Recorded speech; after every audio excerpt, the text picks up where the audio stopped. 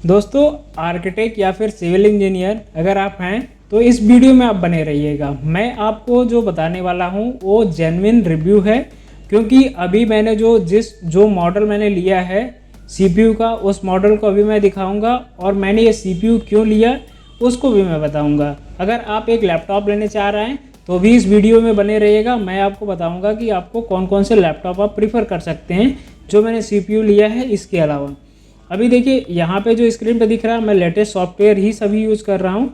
और एक बार मैं आपको कॉन्फ़िगरेशन दिखा दूँ, ये जो सिस्टम है मेरा उसका, तो यहाँ पे 1 TB का इसमें SSD लगा हुआ है और ये i5 13 जेन और 13400 इसका जो मॉडल है i5 का वो 13400 है।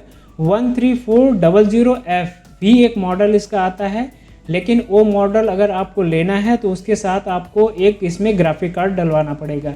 इसमें क्या है, इसमें इनबिल्ट ग्राफिक कार्ड है, तो मुझे भी कोई ग्राफिक कार्ड की ज़रूरत नहीं है अभी इसको। और रेंडरिंग के लिए जब मैं यूज़ करूँगा 1 से 2 महीने में, तो मैं वहाँ पे मोस्टली प्रीफर करूँगा जो 14-15 का GTX का ग्राफिक कार्ड है उसको, या फिर उससे लेटेस्ट जो आएगा उस ग्राफिक कार्ड को इसमें इंटर करूँगा। अभी देखिए इसका जो सॉफ्टवेयर इंस्टॉल है वो 17/5/2025 का है। तो अभी जो ये मैं वीडियो बना रहा हूँ लगभग 1 सप्ताह बाद बना रहा हूँ, तो इसमें जो मैं सॉफ्टवेयर रन कर रहा हूँ उसका मैं जेन्युइन आपको रिव्यू दूंगा। अब देखिए यहाँ पर जो आपको दिख रहा है ये MSI का मदरबोर्ड है, और इस मदरबोर्ड में ही इस तरह से एक जब इंटेल का आप इसमें प्रोसेसर लगाएंगे तो वहाँ पे एक हीट सिंक के लिए, जैसे आपको जो हीट है उसको नॉर्मलाइज करने के लिए वहाँ पे कूलिंग देता है, और बाकी आप उसमें कूलिंग सिस्टम लगा सकते हैं। ये जो मेरा है MSI का i7 8th जेन, ये मेरा लैपटॉप है। और ये जो लैपटॉप है अचानक डेड हो गया है, तो इसके प्लेस पे मुझे एक CPU लेना पड़ा, इसलिए मैं थोड़ा लो बजट का जो मुझे प्रीफर लगा, और बहुत रिसर्च करने के बाद पता चला ये जो CPU है ये बेटर वर्क कर रहा है और इस CPU से मेरा काम हो जाएगा।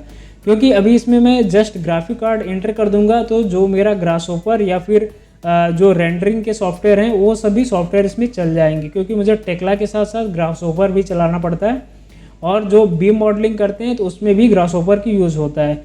तो वहाँ पे इजीली मैं ग्राफिक कार्ड डालने के बाद रेंडरिंग कर पाऊँगा i5 में ही, क्योंकि इसमें 16 GB का रैम लगा हुआ है, और मैं अभी 16 GB और ऑर्डर करूँगा तो इसमें 32 GB रैम के साथ, और मेमोरी कार्ड इसमें जो है जैसे SSD का 1 TB का लगा हुआ, और एक मेरे पास और SSD 1 TB का पड़ा हुआ है, तो मैं उससे अपना वर्क कर लूँगा। अब इसके बारे में यहाँ पर हम लोग मदरबोर्ड की बात करेंगे, तो एक मदरबोर्ड इसमें जो लगा हुआ है वो MSI का है B760M। यहाँ पे M लिखा हुआ है, जब आप सर्च करेंगे तो B760M-A आएगा। इसमें क्या है, इसमें इनबिल्ट आपको वाईफाई, ब्लूटूथ और जो जितने भी कनेक्टिविटी हैं वो यहाँ पे आपको मिलती हैं। इसके साथ ही ये DDR5 पे वर्क करता है, और इस मदरबोर्ड में आप इंटेल का जो है वो i7 या i7 प्रोसेसर इसमें जो लेटेस्ट i7 प्रोसेसर है उसको यहाँ पे इसको कंपेटिबल है, इसमें i5 i7 ये दोनों चल जाएगा, तो आप उसको दोनों चला सकते हैं। बाकी इसमें कॉन्फ़िगरेशन दिया हुआ है, इस कॉन्फ़िगरेशन के एक बार आप पढ़ लेंगे तो आपको ज़्यादा हेल्प होगा, क्योंकि मैं अभी यहाँ पे बस एक रिव्यू आपको दे रहा हूँ कि मैंने ये जो प्रोडक्ट है वो लिया है। इसके अलावा यहाँ पे इंटेल का देखेंगे तो i5 जो 13400 इसका प्रोसेसर है उसके बारे में यहाँ पे दिया हुआ है, और इस प्रोसेसर को थोड़ा और रिव्यू करेंगे तो यहाँ पे जो टोटल कोर दिए हुए हैं 10 कोर है, और इसकी मैक्सिमम फ्रीक्वेंसी 4.6 GHz है, और मिनिमम ये 1.5 पे वर्क तो करता ही है। इसके साथ ही यहाँ पे जो आपको GPU दिया हुआ है कि आपके आउटपुट के लिए या फिर ग्राफिक कार्ड को सपोर्ट करने के लिए वो 730 का है, जो कि बहुत मिनिमम है, लेकिन फिर भी मेरा अभी वर्क चल रहा है, क्योंकि इसमें जो टेक्ला भी मेरा इसलिए वर्क कर रहा है, और ईटैब और स्टैट प्रो ये दोनों तो वर्क कर ही रहा है।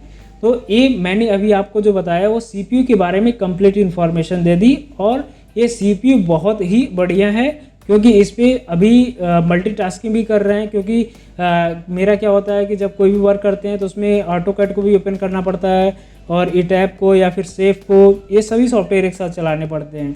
अब मैं यहाँ पे आपको बताता हूँ कि 3 लैपटॉप कौन से आपको लेने चाहिए, जो कि आपका 60 से 70 हज़ार का बजट है। तो आप प्रीफर कर सकते हैं HP का विक्टस जो है वो 13 जेन का आपको प्रीफर करना है। कोई भी 12 जेन या फिर 11 जेन का आपको लैपटॉप नहीं लेना है। सभी लैपटॉप आपको 13 या 14 जेन के जो हैं वही लेने हैं, क्योंकि इसमें क्या है DDR5 के साथ आएगा और इसमें जो आपको लेटेस्ट जो ग्राफिक कार्ड है एनवीडिया का इसमें 3050 का या फिर 4050 का वो इसमें दिया जाएगा। तो आपको प्रीफर कर सकते हैं HP का विक्टस।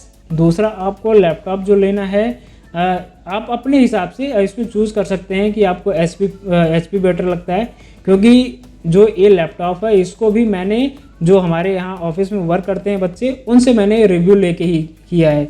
इसमें HP विक्टस, लिनोवो का जो आपका आता था लॉक का लैपटॉप आता है, क्योंकि ये तीनों लैपटॉप जो हैं एसर का, जैसे यहाँ पे दिख रहा है एसर का एस्पायर 7, ये तीनों लैपटॉप में से कोई भी लैपटॉप आप चूज़ कर सकते हैं। ये तीनों लैपटॉप आपके गेमिंग लैपटॉप हैं।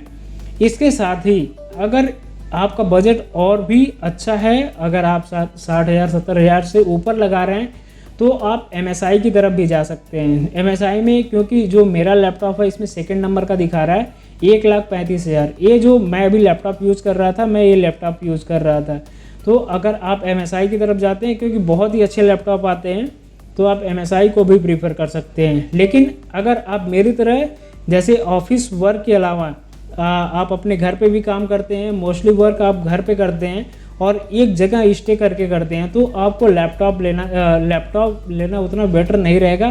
क्योंकि लैपटॉप क्या होता है उसमें जितने भी प्रोसेसर लगे हुए हैं या फिर रैम लगा हुआ है सबको कंप्रेस करके लगाया गया है, तो उसका उतनी वो फ्रीक्वेंसी नहीं मिल पाती है, उतने अच्छे से वो वर्क नहीं कर पाता है जब आप लॉन्ग टाइम के लिए रेंडरिंग के लिए छोड़ते हैं। तो आपको एक CPU के लिए जा सकते हैं अगर लॉन्ग टाइम रेंडरिंग, या फिर आप मेरी तरह कोई भी इस तरह से कंटेंट क्रिएट करते हैं या फिर आप हैवी वर्क करते हैं तो आप CPU की तरफ जाइए। धन्यवाद दोस्तों।